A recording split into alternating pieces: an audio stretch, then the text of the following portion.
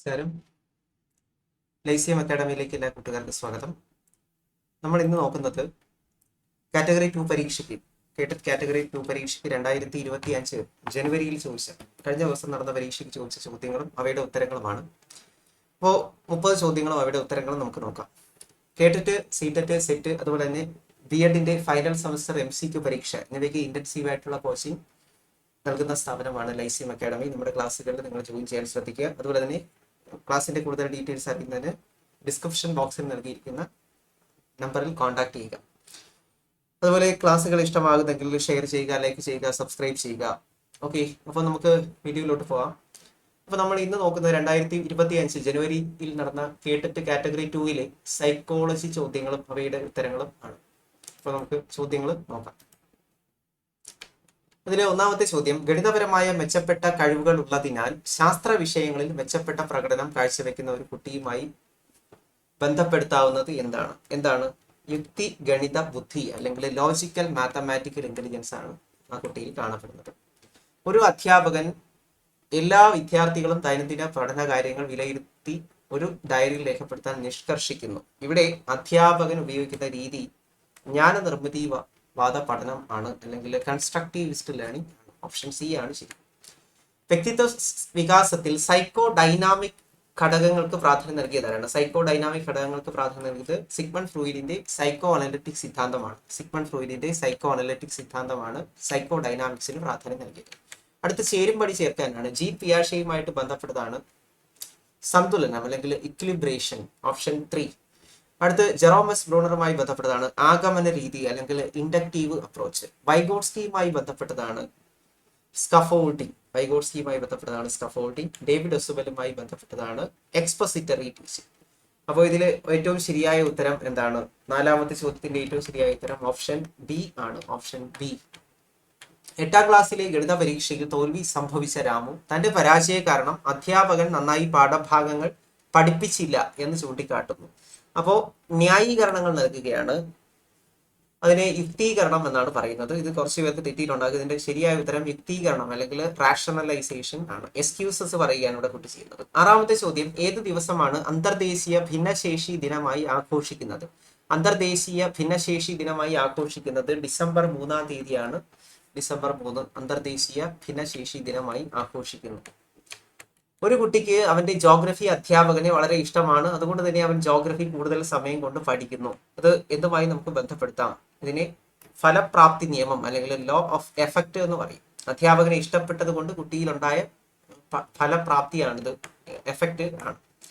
Reflective observation, അതുപോലെ തന്നെ abstract കൺസെപ്ച്വലൈസേഷൻ, ഇതൊക്കെ എക്സ്പീരിയൻഷ്യൽ ലേണിംഗ്, അനുഭവ അധിഷ്ഠിത പഠനവുമായി ബന്ധപ്പെട്ടതാണ്. ഇത് ആരുമായി ബന്ധപ്പെട്ടിരിക്കുന്നു? ഡേവിഡ് കോൾബ് ആണ് ഇത് ഇൻട്രൊഡ്യൂസ് ചെയ്തത്. David Kolb. റിഫ്ലക്റ്റീവ് നിരീക്ഷണം, അബ്സ്ട്രാക്ട് കൺസെപ്ച്വലൈസേഷൻ ഡേവിഡ് കോൾബുമായി ബന്ധപ്പെട്ടിരിക്കുന്നു. വ്യത്യസ്ത തരം വിദ്യാർത്ഥികളുള്ള ഒരു ക്ലാസ് മുറിയിൽ എല്ലാവരുടെയും പഠന ആവശ്യങ്ങൾ സാക്ഷാത്കരിക്കുന്നതിനായി അനുവർത്തിക്കാവുന്ന ഏറ്റവും അനുയോജ്യമായ ബോധന രീതി ഏതാണ്? അതിനെ നമ്മൾ ഡിഫേർഡ് ഇമിറ്റേഷൻ എന്നാണ് പറയുന്നത്. Differentiated instruction. ഡിഫേർഡ് ഇമിറ്റേഷൻ അല്ല, ഡിഫറൻഷിയേറ്റഡ് ഇൻസ്ട്രക്ഷൻ ആണ്. വ്യക്തിരിക്ത ബോധനമാണ് ശരിയായിട്ട് വരുന്നത്. അടുത്ത് 10ാമത്തെ ചോദ്യം, ചുവടെ കൊടുത്തിട്ടുള്ളവയിൽ ഏതാണ് ഒരു പഠന വൈകല്യമായി കണക്കാക്കാവുന്നത് ഏതാണ്? ഓപ്ഷൻ ബി ആണ് ശരി. IQ 110 കിട്ടിയിട്ടും വായനയ്ക്ക് ബുദ്ധിമുട്ട് അനുഭവിക്കുന്നു. വായനയിലെ വൈകല്യം ഡിസ്ലെക്സിയ ആണ്. അപ്പോൾ അതൊരു ലേണിംഗ് ഡിസബിലിറ്റി ആണ്. അടുത്ത 11ാമത്തെ ചോദ്യം, 10ാം ക്ലാസ്സിൽ പഠിക്കുന്ന പ്രതീക്ഷ പഠന കാര്യങ്ങളിൽ അസാമാന്യ വൈഭവം പ്രകടമാക്കുന്നു. താഴെ പറയുന്നവയിൽ അവന്റെ ഉന്നതമായ വികാസത്തിന് അസാമാന്യമായി പഠിക്കുന്ന കുട്ടിക്ക് എന്താണ് നമുക്ക് കൊടുക്കാൻ വരുന്നത്? ശാക്തീകരണ പ്രവർത്തനങ്ങൾ അല്ലെങ്കിൽ എൻറിച്ച്മെന്റ് ആക്ടിവിറ്റീസ്. അടുത്ത 12ാമത്തെ ചോദ്യം, അരുന്ധതി തന്റെ സഹപാഠികളെയും കൂട്ടുകാരെയും എല്ലാ രീതിയിലും സംരക്ഷിക്കുകയും അവരുടെ കാര്യങ്ങളിൽ ശ്രദ്ധ പുലർത്തുകയും ചെയ്യുന്നു. അവളിൽ കാണുന്ന പ്രത്യേക കഴിവ് ഏതാണ്? അതിനെ സാമൂഹിക ബുദ്ധി എന്ന് പറയും. സോഷ്യൽ ഇന്റലിജൻസ് അല്ലെങ്കിൽ സാമൂഹിക ബുദ്ധി.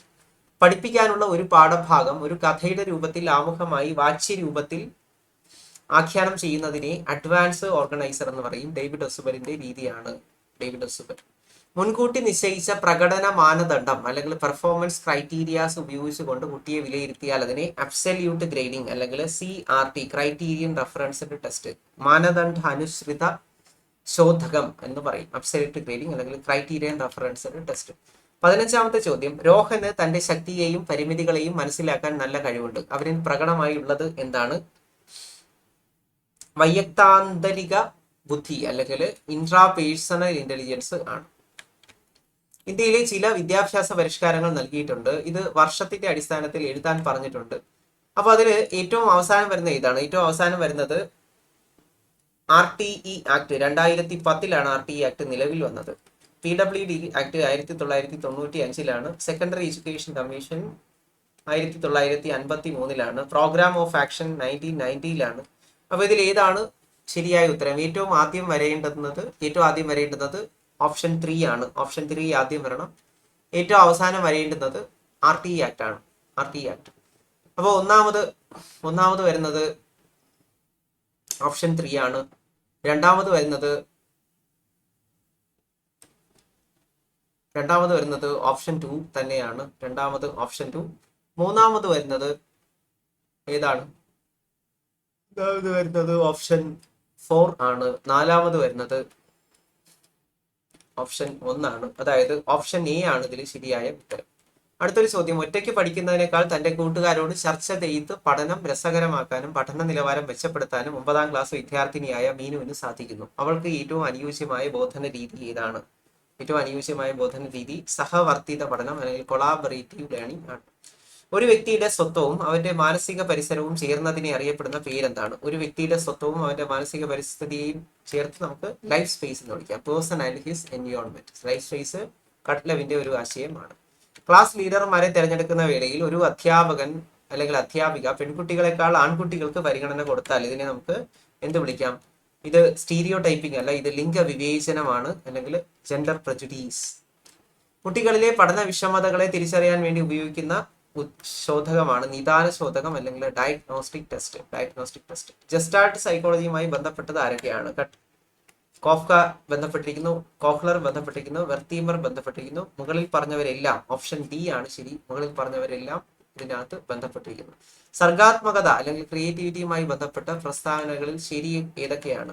സർഗാത്മകത പഠനത്തിൽ നിന്ന് ലഭിക്കുന്ന ഒരു പെരുമാറ്റ രീതി മാത്രമാണ്. തെറ്റാണ്. സർഗാത്മകതയും ബുദ്ധിയും നേരിട്ട് ബന്ധപ്പെട്ടിരിക്കുന്നു, അതും തെറ്റാണ്. 2 പ്രസ്താവനകളും തെറ്റാണ്. ഓപ്ഷൻ ഡി ആണ് ശരി. ഒരു അധ്യാപകൻ ഒരു അധ്യാപന സാമഗ്രിയുടെ ഫലപ്രാപ്തി കുട്ടികളുടെ ശ്രദ്ധാശേഷി വർദ്ധിപ്പിക്കുന്നുണ്ടോ ഇല്ലയോ എന്ന് പരിശോധിക്കാനായി അവലംബിക്കാവുന്ന ഏറ്റവും അനുയോജ്യമായ മാർഗം പരീക്ഷണ രീതിയാണ് അല്ലെങ്കിൽ എക്സ്പെരിമെന്റ്. താഴെ പറയുന്നവയിൽ ഭിന്നശേഷിക്കാരായ കുട്ടികളുമായി ബന്ധപ്പെട്ടത് അല്ലാത്തത് ഏത്? RTE act, PWD act, RTI act, RCI act. ഇതിൽ RTI ആക്ട് വിവര അവകാശ നിയമമാണ്. അതിന് ഭിന്നശേഷിക്കാരായ കുട്ടികളുമായി നേരിട്ട് ബന്ധം ഇല്ല. അടുത്തൊരു ചോദ്യം 25, ശാരീരികമായ അനാരോഗ്യ കാരണങ്ങളാൽ 8ാം ക്ലാസ്സിൽ പഠിക്കുന്ന പൂർണിമ തന്റെ സഹപാഠികളെക്കാൾ പഠന കാര്യങ്ങളിലും സാമൂഹികപരമായ പ്രവർത്തനങ്ങളിലും മോശം പ്രകടനം കാഴ്ചവെക്കുന്നു. ഇവിടെ അവലംബിക്കാവുന്ന വികസന തത്വം എന്താണ്? ഇതിനെ നമുക്ക് എന്തെന്ന് വിളിക്കാം? ഇതിനെ പരസ്പര ബന്ധ തത്വം എന്ന് വിളിക്കാം. പരസ്പരം ബന്ധപ്പെട്ടിരിക്കുന്നു, അതുകൊണ്ടാണ് കുട്ടി പിന്നോട്ട് പോയത്. അടുത്ത 26ാമത്തെ ചോദ്യം, വിവിധ പാഠഭാഗങ്ങൾ പഠിക്കുവാനായി അക്ഷയ് ആശയ മാപ്പ് ഉപയോഗിച്ചു. ആശയ മാപ്പ് ഉപയോഗിക്കുന്ന അക്ഷയ് ഏത് തരം കുട്ടിയായിരിക്കും? വിഷ്വൽ ലേണർ ആയിരിക്കും. Visual learner. അടുത്ത 27, ഏറ്റവും ദൃഢബന്ധമുള്ള ഗ്രൂപ്പ് ഏതാണ്? ഏറ്റവും കൊഹസീവ് ആയിട്ടുള്ള ഗ്രൂപ്പ് നിങ്ങൾക്കറിയാം, അത് നിങ്ങളുടെ ഫാമിലി തന്നെയാണ്, കുടുംബമാണ് ഇതിന്റെ ഉത്തരമായിട്ട് വരുന്നത്. 28ാമത്തെ ചോദ്യം, കുട്ടികളുടെ ഭാഷാ വികസനത്തിന്റെ ശരിയായ ഘട്ടങ്ങളുടെ അടിസ്ഥാനത്തിൽ ക്രമീകരിക്കുക എന്നതാണ്. അപ്പൊ അതിൽ ഒന്നാമത് വരുന്നത് പ്രീ സ്പീച്ച് ആണ്. Pre speech.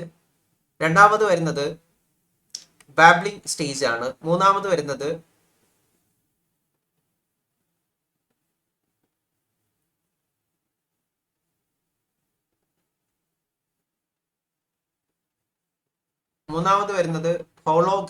ഹോളോഫ്രീസ്റ്റിക് സ്റ്റേജ് ആണ്. നാലാമത് വരുന്നത് ഏതാണ്? നാലാമത് വരുന്നത് ടെലിഗ്രാഫിക് സ്പീച്ച് ആണ്. അപ്പോൾ ഇതിന്റെ ഉത്തരം ഓപ്ഷൻ സി ആണ് ഇതിന്റെ ഉത്തരമായിട്ട് വരുന്നത്. 28 ഓപ്ഷൻ സി ആണ് വരുന്നത്. ഒന്നാമത് പ്രീ സ്പീച്ച്, രണ്ടാമത്തേത് ബബ്ലിംഗ് സ്റ്റേജ്, മൂന്നാമത്തേത് ഹോളോഫ്രീസ്റ്റിക് സ്റ്റേജ്, നാലാമത്തേത് ടെലിഗ്രാഫിക് സ്പീച്ച്. ഇനി 29ാമത്തെ ചോദ്യം, RTE ആക്ടിനെ കുറിച്ച് പറയുന്ന അല്ലെങ്കിൽ